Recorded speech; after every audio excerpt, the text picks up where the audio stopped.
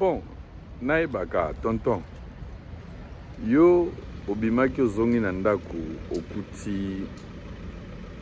mère apale azopesa rapport ke mwa likango nomo boye ya libanda azofinga ye soki mpe azwaki nimero ya mère apale wapi toyebi te azokomele bamessage ya kofinga kodenigre ye balakisi yo me yoka yo mobali kolanda bana wana libanda te bempoli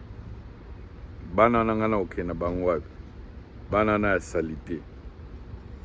yo oza mère apalin yo ovanda na ndako une fois deux fois réponse no ezalaka kaka bongo siko mère apale wana ozozela banani barespecte soki yo moko ozobanda korespecte ye te mwa salite wana ya libanda ozokokopekisa te na kamwe